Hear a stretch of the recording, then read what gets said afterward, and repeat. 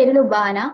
ഞാൻ നിങ്ങൾക്ക് political processes and institutions in comparative perspective എന്ന് പറഞ്ഞിട്ടുള്ള ഈ പേപ്പറാണ് ഇപ്പോൾ എടുക്കാൻ പോകുന്നത്. അപ്പോൾ നമ്മൾ പൊളിറ്റിക്കൽ സയൻസ് പഠിക്കുമ്പോൾ ഈ കമ്പാരിറ്റീവ് പൊളിറ്റിക്സ് എന്ന് പറഞ്ഞിട്ടുള്ള ഈ പേപ്പർ ഭയങ്കര ഇമ്പോർട്ടൻ്റ് ആയിട്ടുള്ള ഒരു പേപ്പറാണ്.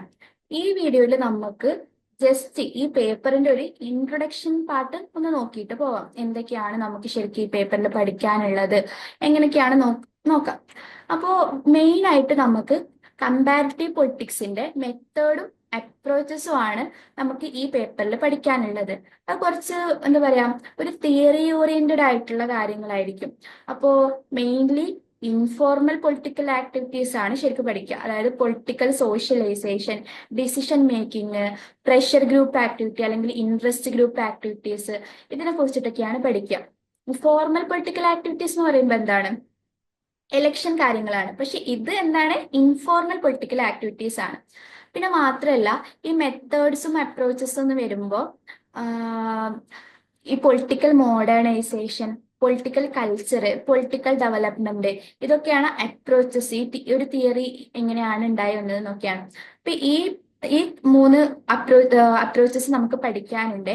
ഈ അപ്രോച്ചസ് വരാൻ കാരണം എങ്ങനെയാണ്, പുതിയതായിട്ടുള്ള ഇൻഡിപെൻഡന്റ് കൺട്രീസ് വന്നതിന് ശേഷം, അപ്പൊ കൊളോണിയലിസം അവസാനിപ്പിച്ചു, അതിനുശേഷം കുറെ പുതിയ ഇൻഡിപെൻഡന്റ് ആയിട്ടുള്ള കൺട്രീസ് ഉയർന്നു വന്നു, നമുക്ക് പഠിച്ചു.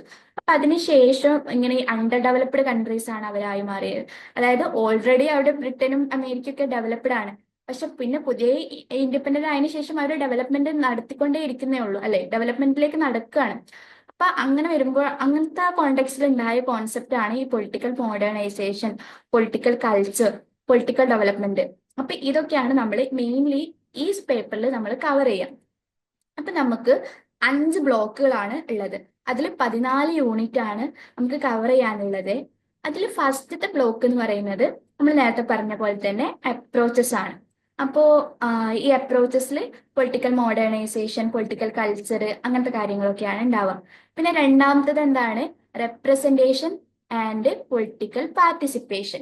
ഇതിൽ നമുക്ക് ആ പേരിൽ തന്നെ പറയുന്ന പോലെ തന്നെ എന്താണ്, മെയിൻലി നമുക്ക് എലക്ഷൻ ഓറിയന്റഡ് കാര്യങ്ങളൊക്കെ ആയിരിക്കും. പാർട്ടി, ഇലക്ടോറൽ സിസ്റ്റം, അതൊക്കെ ആയിരിക്കും ഈ ബ്ലോക്ക് 2 നമുക്ക് ഉണ്ടാവും.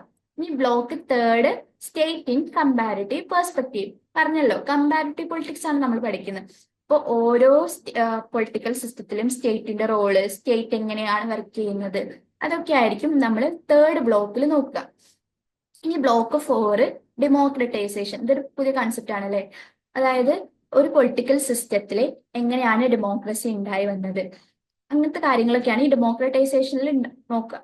ഇനി ബ്ലോക്ക് 5 എന്താണ്, ഫെഡറലിസം ആൻഡ് ഡീസെൻട്രലൈസേഷൻ. ഇതിൽ പറയുന്നു അതുപോലെ തന്നെ ഫെഡറലിസം അറിയില്ല, decentralisation.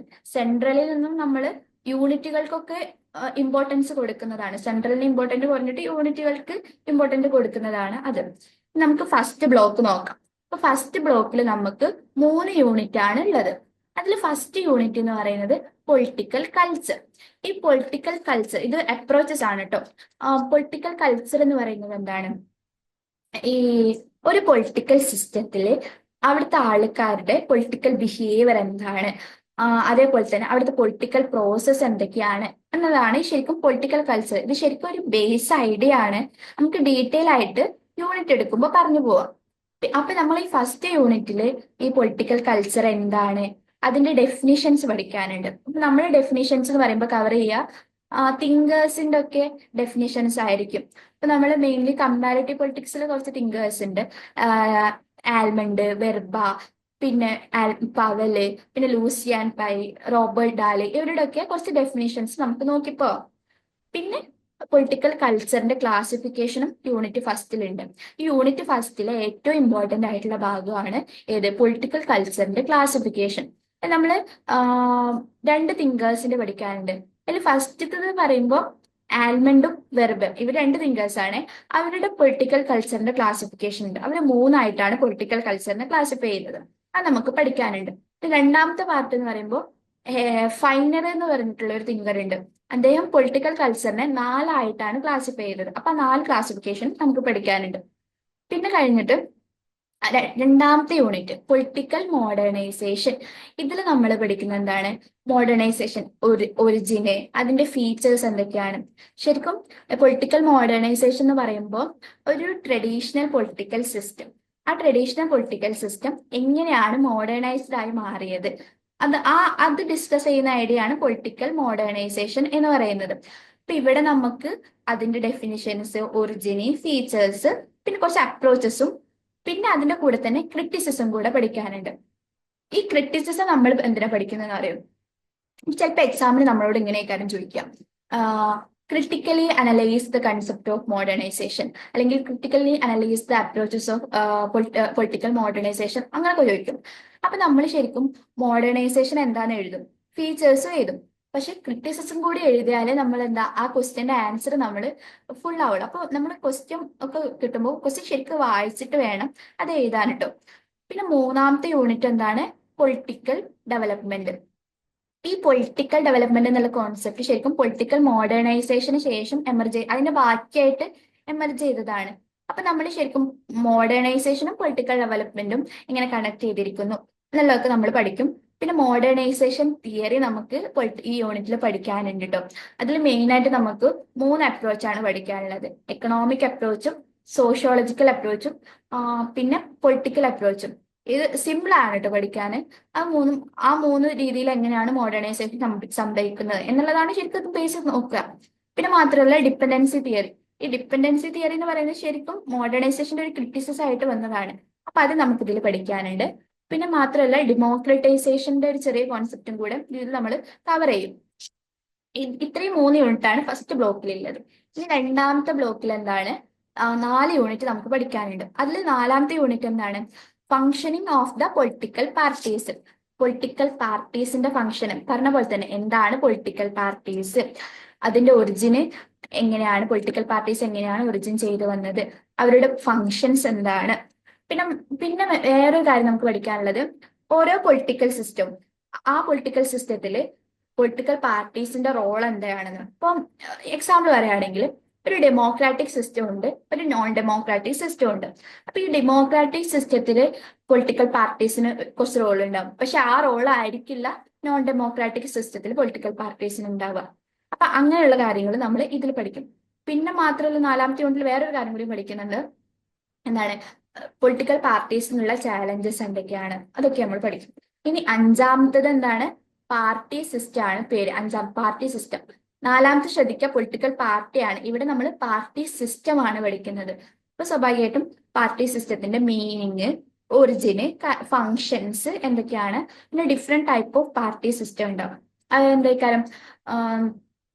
Single party system, dual party system, multi party system, അങ്ങനെയുള്ള പാർട്ടി സിസ്റ്റം ഉണ്ട്. അപ്പൊ ഇന്ത്യയിലൊക്കെ എടുക്കുകയാണെങ്കിൽ ഇന്ത്യയിൽ ഒരുപാട് പാർട്ടീസ് ഉണ്ട് അല്ലേ, അത് മൾട്ടി പാർട്ടി സിസ്റ്റം ആയിരിക്കും. പക്ഷെ 2 പാർട്ടിയുള്ള രാജ്യങ്ങളുണ്ട്. ഇപ്പൊ ചൈന പോലെയൊക്കെ ആണെങ്കിൽ ഒറ്റ പാർട്ടി ഉള്ള സിസ്റ്റം ഉണ്ട്. അങ്ങനത്തെ കാര്യങ്ങളൊക്കെ ഉണ്ടാവും.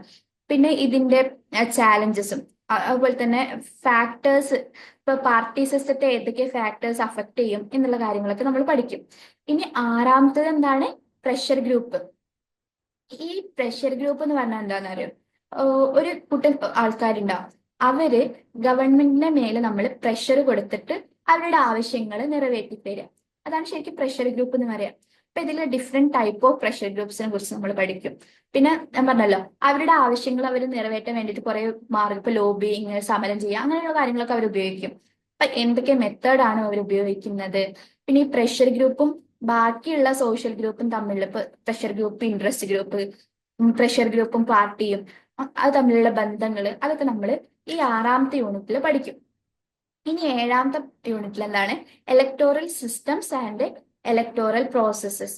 ഈ ഇലക്ടോറൽ സിസ്റ്റം പറഞ്ഞല്ലോ, ഇലക്ഷൻ ഓറിയന്റഡ് ആയിട്ടുള്ള കാര്യങ്ങളാണ്.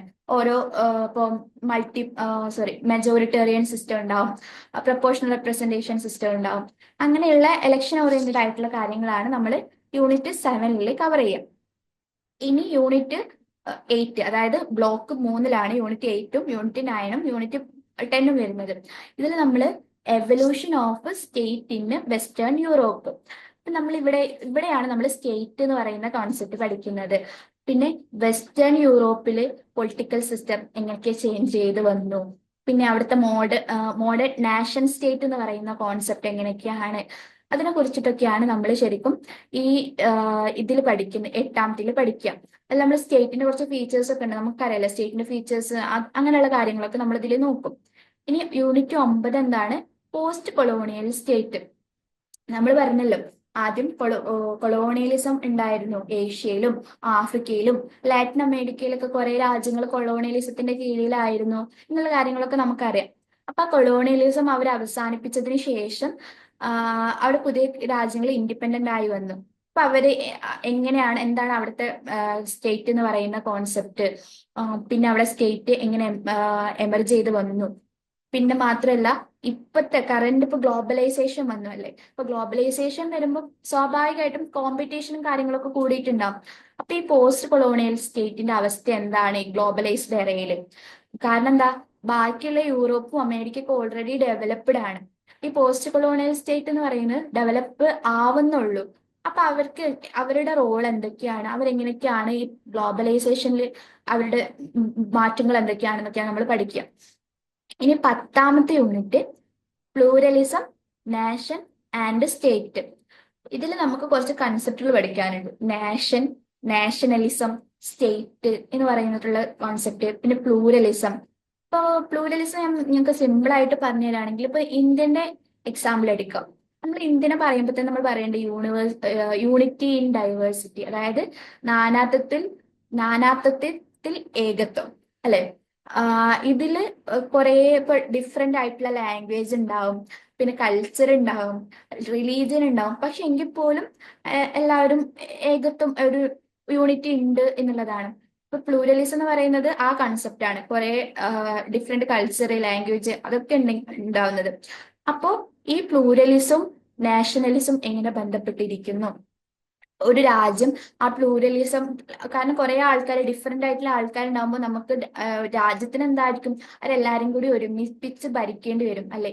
അപ്പൊ അതിനെ എങ്ങനെയൊക്കെയാണ് ഓപ്പറേറ്റ് ചെയ്യുന്നത് അവര്, അതിനുള്ള കാര്യങ്ങൾ എന്തൊക്കെയാണെന്നാണ് നമ്മൾ ഈ യൂണിറ്റ് 10 നമ്മൾ പഠിക്കാം.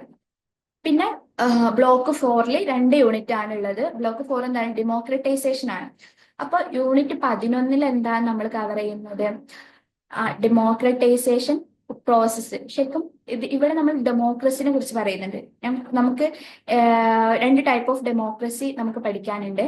പിന്നെ ഈ പോസ്റ്റ് കൊളോണിയൽ കൺട്രീസിൽ ഡെമോക്രറ്റൈസേഷൻ വന്ന് നേരത്തെ പറഞ്ഞല്ലോ, അവര് കൊളോണിയലിസത്തിന് ശേഷം അവരെങ്ങനെ ഡെവലപ്പായി വന്ന്, അല്ലെങ്കിൽ ഡെമോക്രസിയിലേക്ക് അവരെങ്ങനെ വന്ന്, പ്രോസസ്സ് എന്തൊക്കെയാണ്, അതിനെന്തൊക്കെ ചാലഞ്ചസ് ഉണ്ടായിരുന്നു എന്നുള്ള കുറിച്ചൊക്കെയാണ് പറയുന്നത്.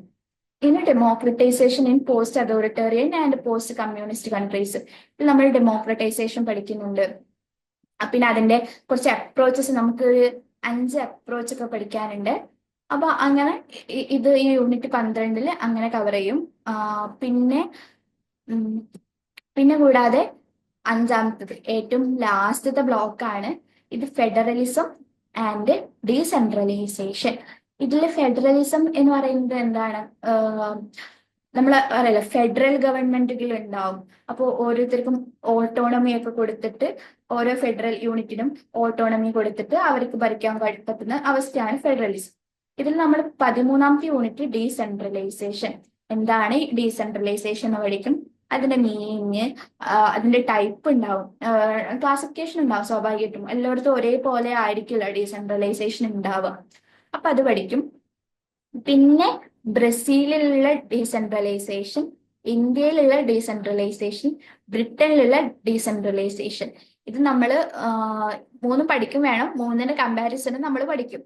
പിന്നെ യൂണിറ്റ് 14 ഫെഡറലിസം ആണ് പേര്. ഫെഡറലിസം ഞാൻ നേരത്തെ പറഞ്ഞല്ലോ, ഫെഡറൽ ഗവൺമെന്റുകൾ അവിടെ ഉണ്ടാവും. അപ്പോൾ അതിൽ നമ്മൾ 3 രാജ്യത്തിലെ ഫെഡറലിസം ആണ് പഠിക്കാനുള്ളത്. കാനഡ, ഓസ്ട്രേലിയ, പിന്നെ ഇന്ത്യ. അപ്പൊ ഈ 3 രാജ്യത്തിലും ഫെഡറലിസം വ്യത്യാസപ്പെട്ടിരിക്കുന്നു ഉണ്ടെങ്കിൽ ഏതൊക്കെ രീതിയിലാണ് വ്യത്യാസപ്പെട്ടിരിക്കുന്നത് എന്നുള്ള കാര്യങ്ങളും നമ്മൾ കമ്പയർ ചെയ്തിട്ടൊക്കെ നോക്കും. അപ്പൊ നമുക്ക് ഇത്രയാണ് ഇതിലുള്ളത്. അപ്പൊ മെയിൻ ആയിട്ട് ഞാൻ പറഞ്ഞല്ലോ, കുറച്ച് തിയറീസും കാര്യങ്ങളും ഉണ്ടാവും, പിന്നെ കുറച്ച് കമ്പാരിസണും, പിന്നെ സ്റ്റേറ്റ് കാര്യങ്ങള്, പിന്നെന്താണ് സ്റ്റേറ്റിന്റെ കോമ്പഡൻസ് കാര്യങ്ങളും, സോവറിനിറ്റിയും അങ്ങനത്തെ കാര്യങ്ങളൊക്കെ നമുക്ക് ഇതിൽ നോക്കാം. ഈ മെയിൻ ആയിട്ട് ഈ പേപ്പറിൽ നമുക്ക് കുറച്ച് നോക്കാനുണ്ട്. കുറച്ച് ഓറിയന്റഡ് ആയിട്ടുള്ള കാര്യങ്ങളും അതേപോലെ ക്വസ്റ്റ്യൻസും ഡിസ്കസ് ചെയ്തിട്ടൊക്കെ നമുക്ക് നോക്കാം. Thank you. നമുക്ക് വരും ക്ലാസ്സുകളിൽ ഓരോ യൂണിറ്റുകൾ ഇങ്ങനെ എടുത്ത് പോവാം.